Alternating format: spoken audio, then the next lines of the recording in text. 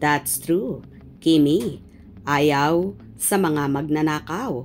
Faithful nga ba sa nobyong si Paulo?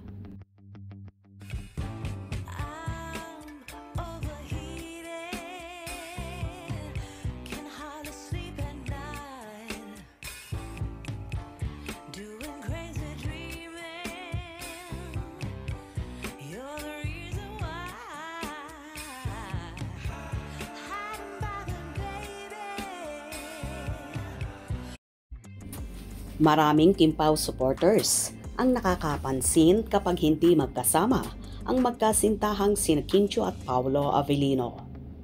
Kakikitaan ang dalaga na palaging busy sa kanyang phone na tila nag-a-update sa Diyosawa.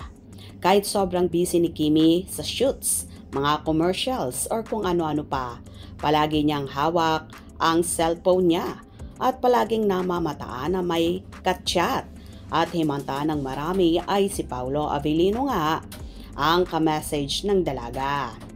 Kasalukuyan na kasi na nasa shoot si Paolo para sa new series nilang The Alibay kung saan kamakailan ay namataan na nag-shoot sa Pasig City at ayon pa nga sa ilang netizens, siguro daw ay malapit lang sa bahay ng aktor ang shoot dahil taga roon daw si Paolo.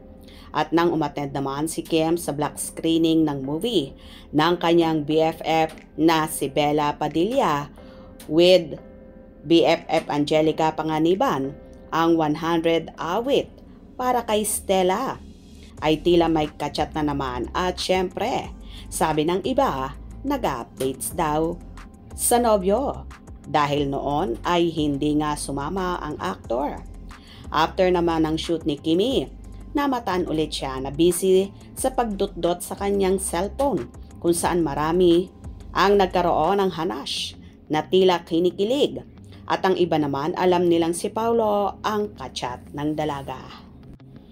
Kim, may boyfriend ka daw na politiko. Wag naman, si Paolo na lang, wala ka nang hahanapin pa.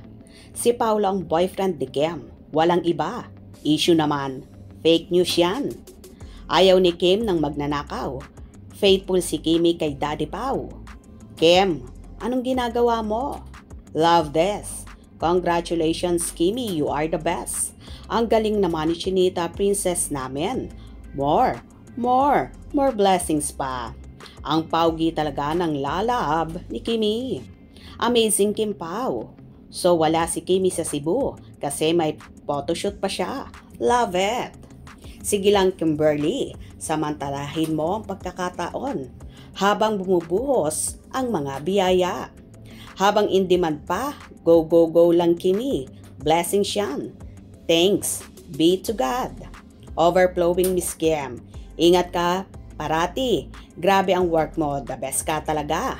Good luck Kimi. Tulog lang ang pahinga. Bless you Kimi. Sobrang blessed. Panay ang updates kay Papi Pao. Iba talagang in love. Bukod sa maraming blessings, ganda pa ng aurahan. Too busy ng chinita namin. Ikaw na talagang pinaka-the best at wala nang iba. Sweet kasi kay Papi Pao kaya love na love ng aktor. Panay ang updates sa Diyosawa. O diba, kaloka at lahat na lang ng kilos ni Kimi, binabantayan. Anyway, ang iba naman tuwang-tuwa na kahit hindi magkasama at magkaharap ang Kim Pao ay kitang-kita mo pa rin sa kilos ni Kimi na tila kinikilig sa kanyang Diyosawa. Agree ba kayo doon? Hope you enjoyed. Please subscribe for more info.